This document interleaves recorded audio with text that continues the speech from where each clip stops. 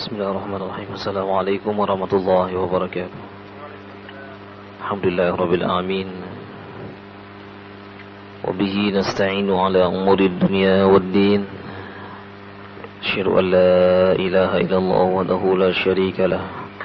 Wa asyhadu anna Muhammadan abduhu wa rasuluh. Allahumma salli wa sallim wa barik ala abdika wa rasulika Muhammad wa ala alihi wa sahbihi ajma'in, amma ba'd. Ma'asyiral muslimin rahimani wa rahimakumullah, jamaah salat subuh yang dirahmati Allah Subhanahu wa taala, kaum muslimin dan muslimat, pendengar setia suara mujahidin, suara BRA Jaya dimanapun Anda berada, rahimani wa rahimakumullah. Kita awali kajian kita pada tafsir Al-Qutubi dengan tilawatil Quran Al-Karim. Fadhal, silakan. A'udzu billahi minasy syaithanir rajim.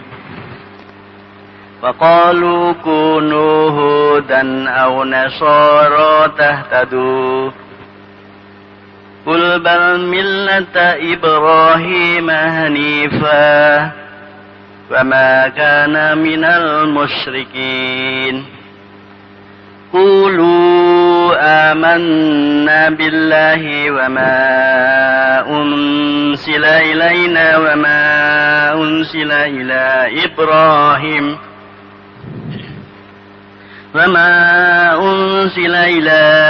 إبراهيم وإسماعيل وإسحاق ويعقوب والأسباط وما أوتي موسى وعيسى وما أوتي النبيون من ربهم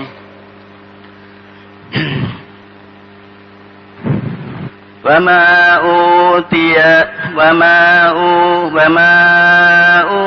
النبيون من ربهم لا نفرق بين أحد منهم ونحن له مسلمون وإن آمنوا بمثل ما آمنتم به وقد اهتدوا فإن آمنوا بمثل ما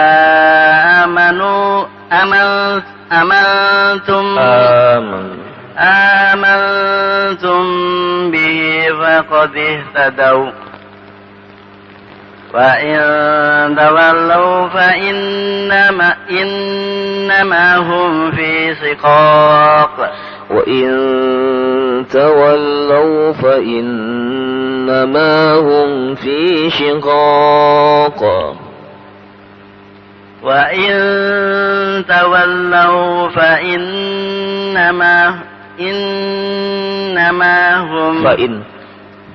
فإنما هم في شقاق وسيكفيكهم الله وهو السميع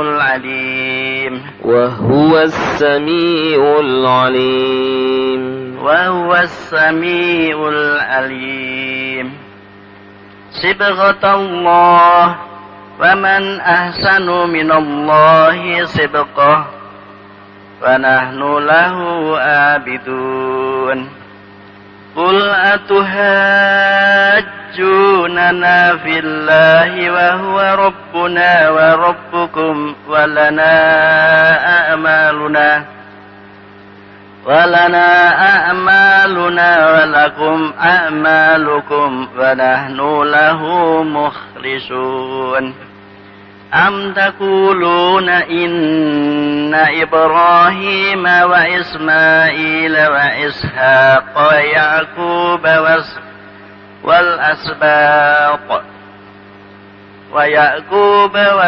والأسباط كانوا هودا أو نصارى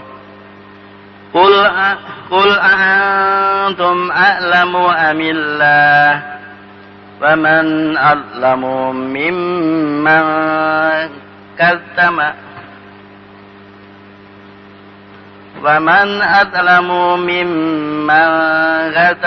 شهادة عنده من الله وما الله بغافل عما تعملون تلك أمة قد خلت لها ما كسبت ولكم ما كسبتم ولا تسألون عما كانوا يعملون. Baik, assalamualaikum warahmatullahi wabarakatuh. Kita kembali ke surah Al-Maidah.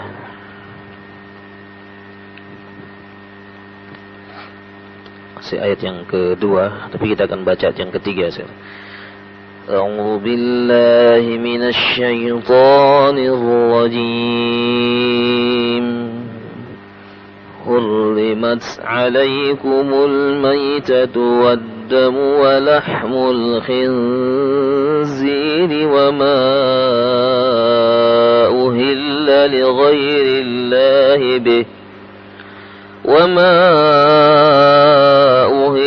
لغير الله به والمنخنقة والموقوذة والمتردية والنطيحة وما أكل السبع إلا ما ذكيتم وما ذبح على النصب وأن تستقسموا بالأزلام ذلكم فسق اليوم يئس الذين كفروا من دينكم فلا تخشوهم واخشون اليوم أكملت لكم دينكم وأتممت عليكم نعمتي ورضيت لكم الإسلام دينا فمن اضطر في مخمصة غير متجانف لإثم فإن الله غفور رحيم. Masih pada ayat yang kedua, pembahasan yang terakhir, itu pada firman Allah Subhanahu wa taala,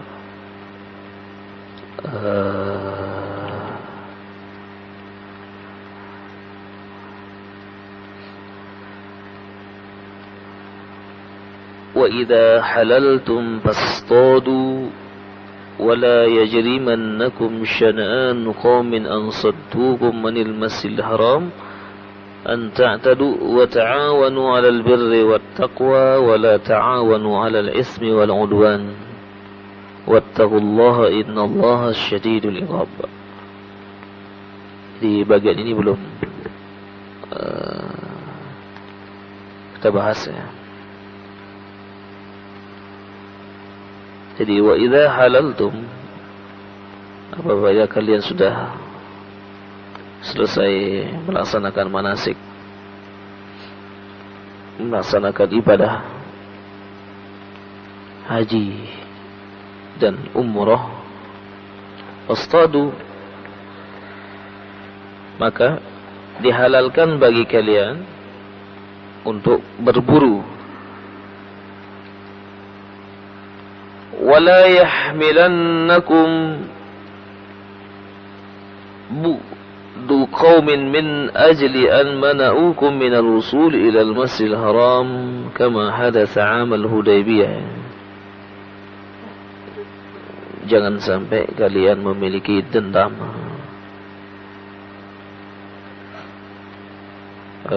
karena mereka menghalangi kalian untuk sampai ke tanah suci, seperti yang terjadi pada saat perjanjian Hudaybiyah. Para sahabat-sahabat Rasulullah SAW dan Rasulullah sendiri ketika itu yang memimpin perjalanan, tujuannya adalah untuk melaksanakan ibadah umrah, akan tetapi dihalangi oleh orang-orang kafir. Kemudian Rasulullah SAW kembali ke Madinah dan datang pada tahun berikutnya untuk melaksanakan umratul qada. Kemudian pada saat terjadi Fathu Makkah, Rasulullah sedikit pun tidak memiliki dendam kepada mereka. Ini maksudnya jangan sampai kebencian kamu kepada orang-orang yang menghalangi kamu dalam perjalanan itu menyebabkan kamu tidak berlaku adil kepadanya. Wala yajrimannakum syana'anu qaumin an saddukum 'anil masjidil haram an ta'tadu. Sebagaimana disebutkan tadi. Jangan sampai karena mereka menghalangi kamu tidak bisa berlaku adil terhadap musuh pun sekalipun ini harus berlaku adil.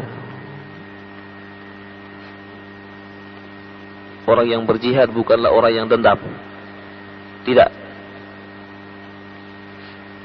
Kalau ada yang seperti itu, perbaikilah niat dengan sebaik-baiknya. Jihad adalah untuk li'ilahi kalimatillah, bukan untuk membunuh, bukan untuk menghabisi. Meninggikan kalimat Allah, memperbaiki keadaan manusia yang tadinya rusak menjadi baik, yang tidak beriman menjadi beriman. Itu tujuan daripada jihad, bukan merusak. Demikian juga tidak dendam. Rasulullah sekali lagi pada saat Fathu Makkah, beliau mengatakan siapa yang masuk ke rumahnya Abu Sufyan aman. Ayuhan nas, Rasulullah SAW pidato di Makkah pada saat itu. Al-yawma la tasriba alaikumul yawm wa antumut tulaqa. Hari ini tidak ada permusuhan antara kita dengan kalian. Kalian semuanya bebas. Nah ini di mana nyari pemimpin seperti itu? Hari ini kalian bebas semuanya. Tidak ada dendam di antara kita. Padahal kalau dilihat Rasulullah SAW dan para sahabatnya diusir, sahabat-sahabatnya disiksa. Tapi pada saat Fathu Makkah, Rasulullah tidak memiliki dendam sama sekali. Itulah kedua kita, contoh kita, bukan yang lain-lain.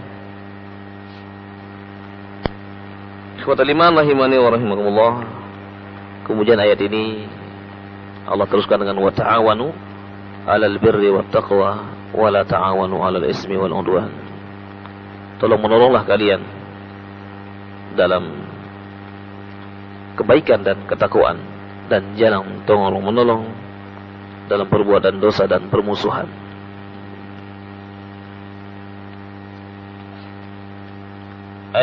Ayyuhal mu'minun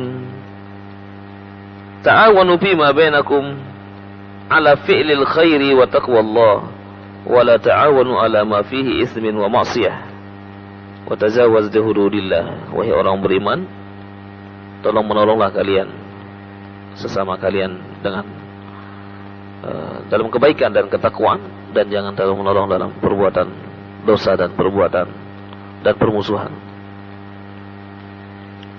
Hadhihi isaratun ila anna dinal Islam amara bit ta'awuni fima bainana wa baina ikhwanina al-muslimin.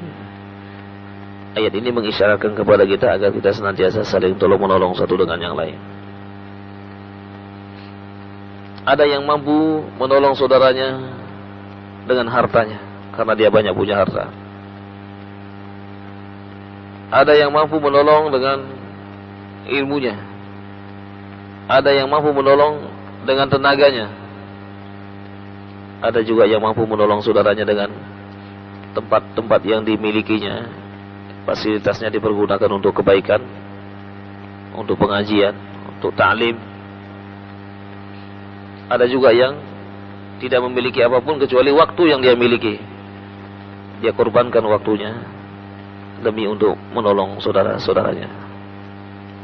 Ikhwatal iman rahimani wa rahimakumullah. Karena Islam itu adalah kal jasadil wahid, seperti jasad yang satu, seperti tubuh. Di dalam riwayat dikatakan kal bunyan, seperti bangunan. Yashuddu ba'duhum ba'da, saling menguatkan satu dengan yang lain. Kalau dia seperti jasad, idza ishtaka minhu al-'udhu tada'a lahu sa'iral jasad bis-sahri wal humma. Orang Islam yang satu dengan yang lain bagaikan satu tubuh, satu jasad, satu badan. Apabila salah satu di antara anggota tubuhnya sakit, maka semuanya pun akan merasakan sakit, akan meriang.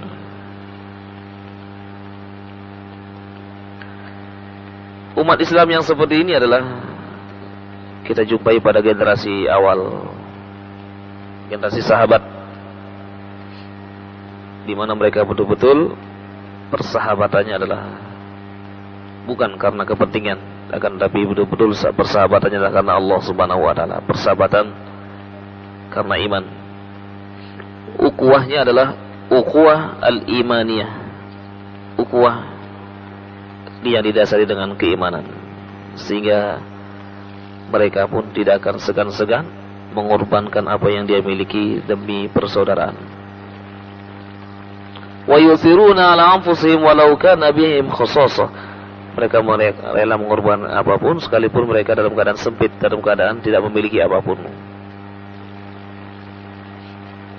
Sekali lagi ini dibuktikan oleh generasi pertama sebagai contoh bagi umat Nabi Muhammad yang datang di kemudian hari. Imam Malik rahimahullah taala mengatakan la tasluhu hadhil ummah illa ma saluhat awwaluha. Tidak akan pernah baik umat ini kecuali dia mencontoh generasi pertama, generasi sahabat. Ikhwatal iman rahimani wa rahimakumullah. Ayat ini kemudian teruskan dengan wattaqullah, bertakwalah kepada Allah Subhanahu wa taala. Innallaha syadidul iqab. Sesungguhnya Allah adalah sangat keras, sangat pedih azabnya bagi yang melanggar perintah Allah Subhanahu wa taala. Kemudian ayat yang ketiga, hurrimat alaikumul maitah. Diharamkan bagi kalian lah maitah. Maitah ini bangkai. Bisa saja bangkai hewan yang memang haram, bisa saja hewan yang halal tapi dia sudah mati. Ayam mati, tidak disembelih dengan cara syar'i, atau ayam disembelih nggak baca bismillah, bangkai juga dia.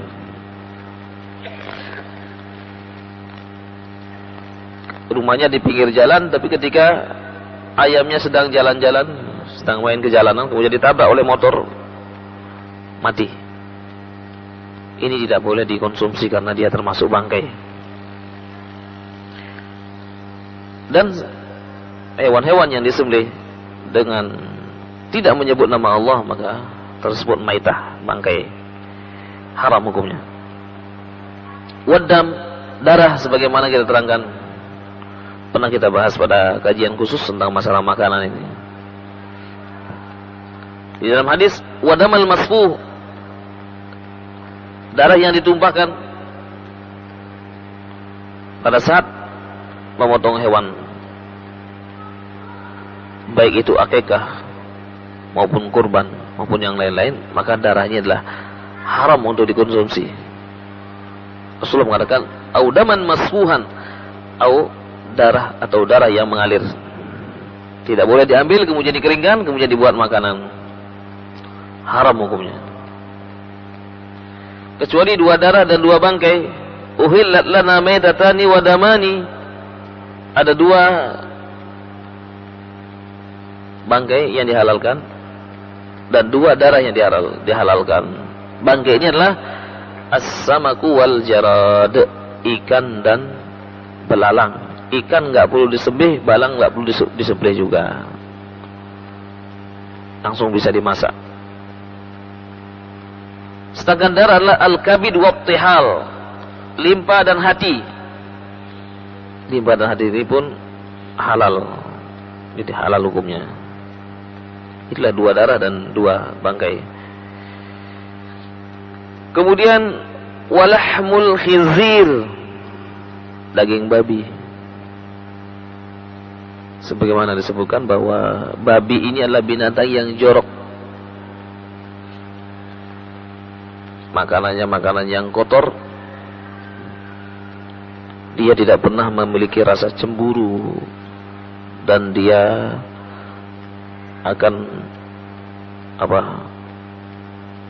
melakukan hubungan di mana saja aja tanpa melihat. Sehingga Rasulullah mengatakan, suami yang dayus. Suami yang dayus la yadkhulul jannah. Suami yang tidak punya rasa cemburu bila istrinya diajak oleh orang, maka dia tidak masuk surga. Jadi babi ini tidak ada sedikit pun rasa cemburunya. Dia termasuk hewan yang jorok. Memang hidupnya seperti itu. Karena itu dia halal, diharamkan untuk mengkonsumsi dagingnya. Demikian juga dia mengandung satu benih penyakit, yaitu cacing pita, yang sulit untuk diobati. Waliyadzubillah. Wa ma uhilla li ghairillahi bihi, dan apa-apa yang dipersembahkan selain kepada Allah. Nyembelih hewan korban untuk dipersembahkan kepada si fulan atau wali fulan, ngadakan acara besar-besaran, maka ini tidak boleh dilakukan.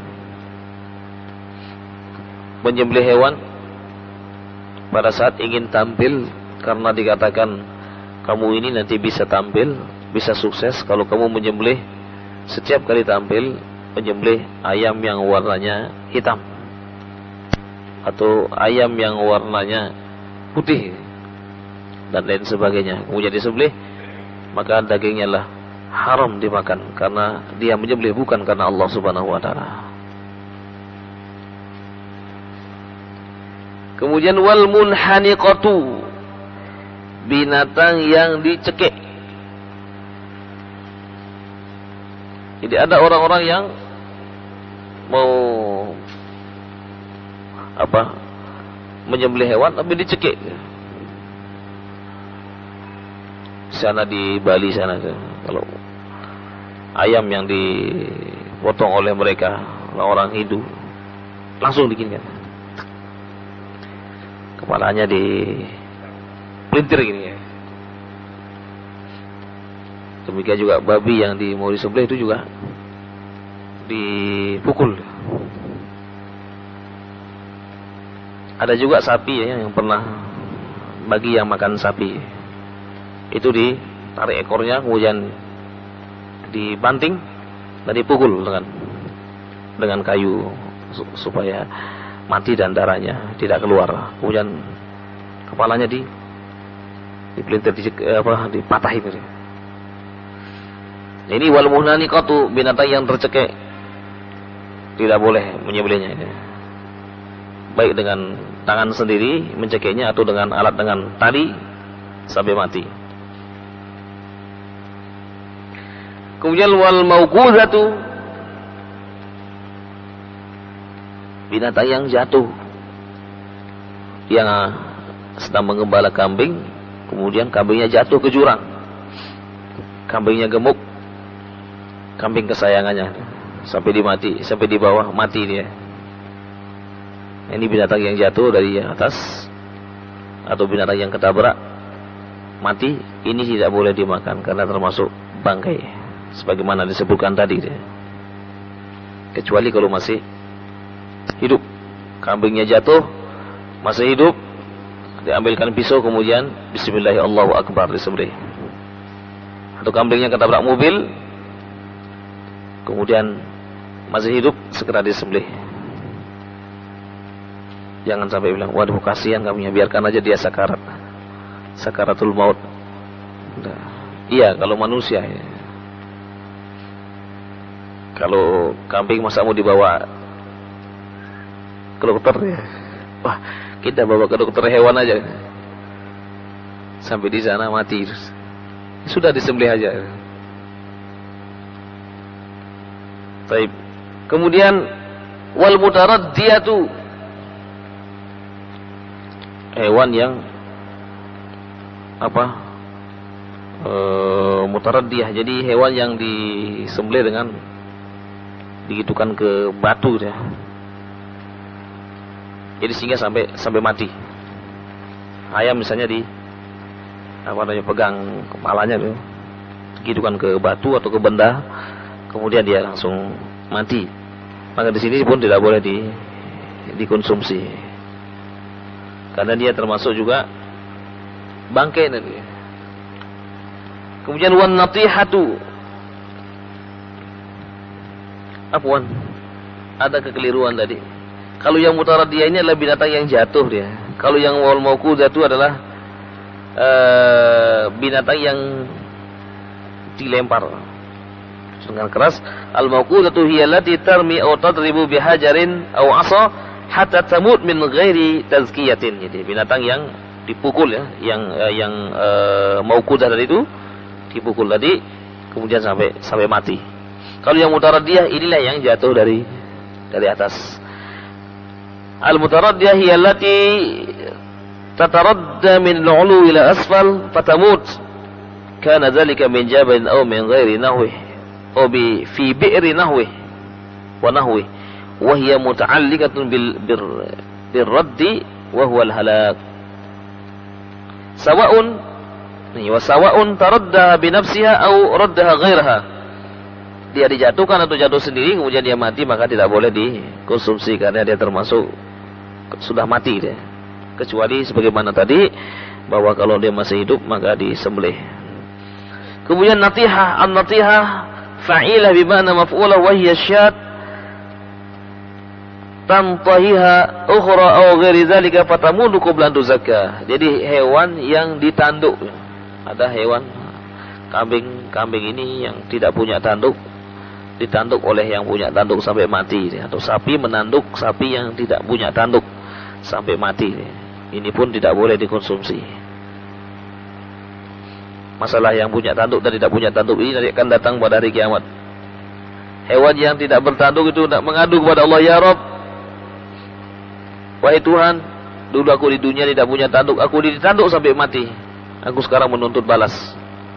Sampai hewan pun akan datang menghadap Allah Subhanahu wa taala. Jadi hewan yang terzolimi itu nanti akan menghadap kepada Allah Subhanahu wa taala. Kalau dizolimi sesama hewan. Kalau manusia yang menzolimi hewan, burung contohnya, burung itu nanti akan datang menghadap kepada Allah, ya Allah, salhu lima qatalani. Tanyakan kepadanya kenapa dia membunuh aku dulu.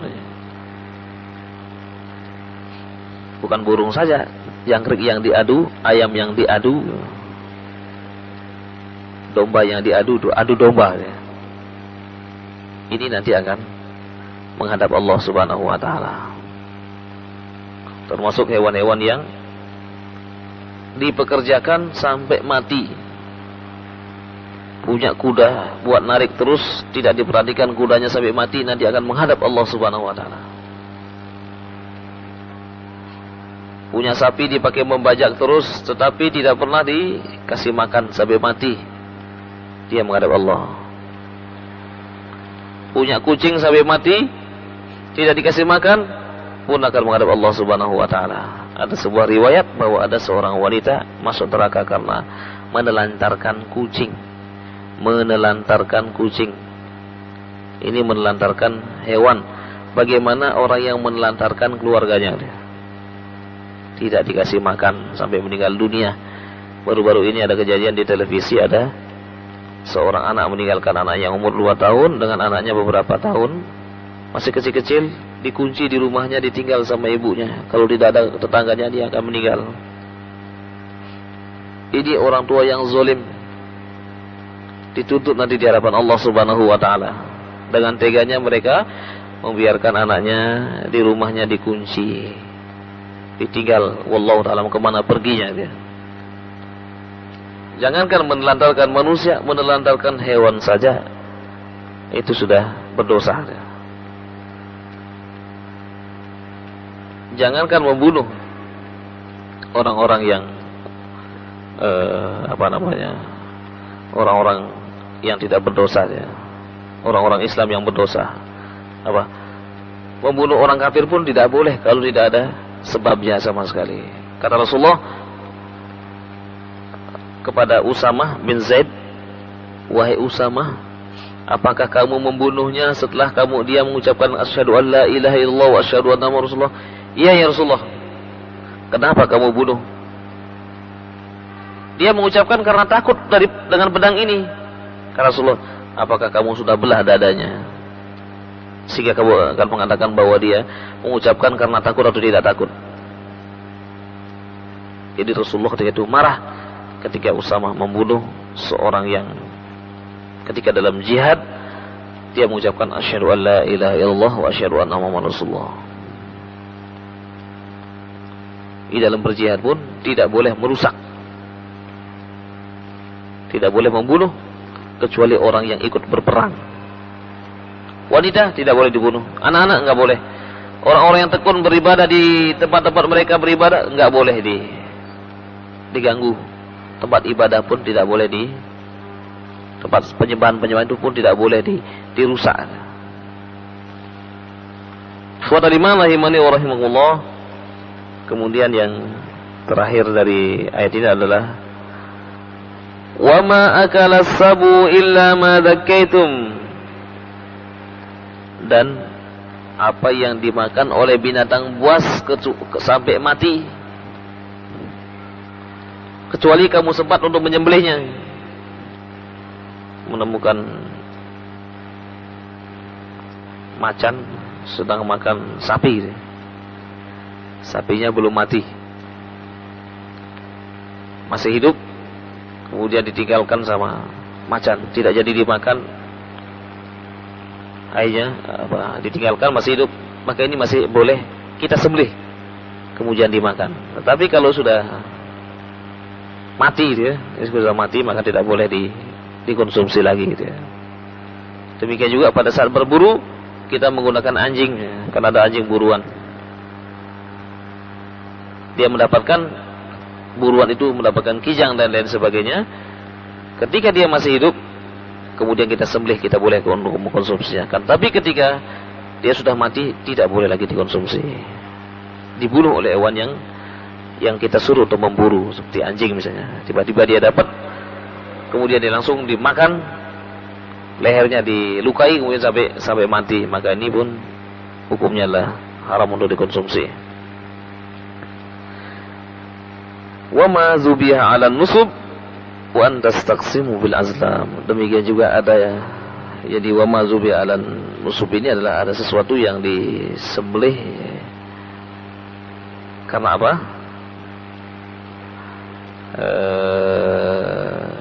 Bukan karena Allah Subhanahu wa taala, tetapi untuk dipersembahkan. Kalau yang ma'uhila li ghairillah tadi itulah bukan sesembelihan, tetapi makanan yang dipersembahkan untuk selain Allah. Misalnya kalau kita di Bali sana jadi ada makanan-makanan yang dibawa ke tempat mereka menyembah, kemudian dibawa pulang lagi, kemudian dikasih kita, ini yang nggak boleh, karena memang itu diperuntukkan untuk Tuhan-Tuhan mereka. Ini yang disebut dengan wa ma uhilla li ghairillah. Kalau yang ini wa ma zubiha 'ala nusub, ini yang adalah sembelihan yang diperuntukkan kepada selain Allah Subhanahu wa taala, maka dia tidak boleh dikonsumsi. Ai hajarun kana yunsabu fayubadu wa tusabbu alaihi dima'adz dzabaih wa huwa an-nusub. Nusub ini asalnya adalah batu yang dibuat seperti patung, kemudian nanti disembah, kemudian ketika mereka menyembelih darahnya ditumpahkan di situ. Ini yang disebut dengan nusub. Wan nasaib hijaratun tusabu hawali syafiril bi'r fatuj'alu ghada'id wa gubar muntasibun murtafi'. Sekali lagi, hewan yang dipersembahkan untuk selain Allah Subhanahu wa taala, maka dia adalah tidak boleh dikonsumsi.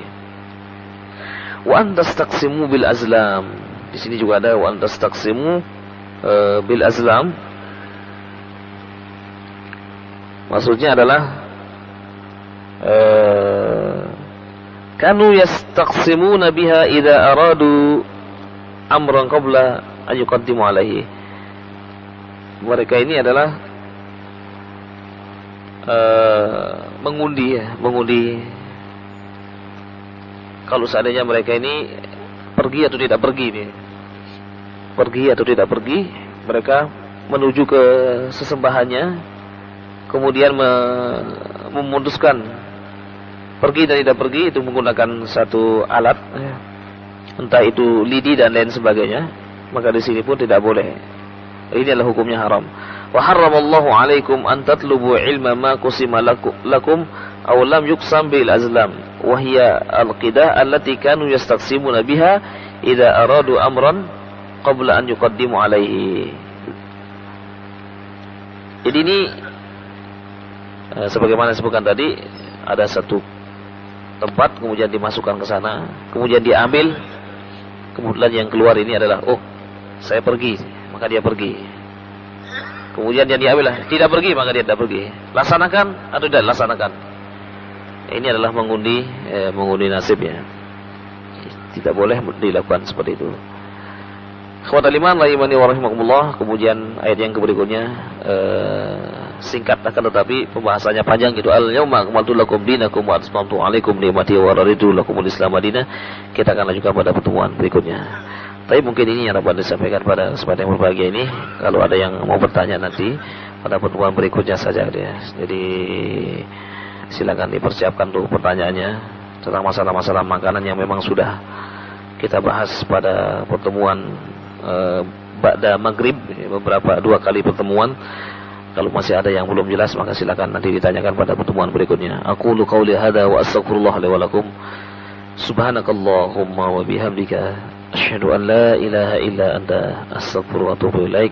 Wa sallallahu ala nabiyyina Muhammadin wa ala alihi washabihi ajmain. Assalamualaikum warahmatullahi wabarakatuh.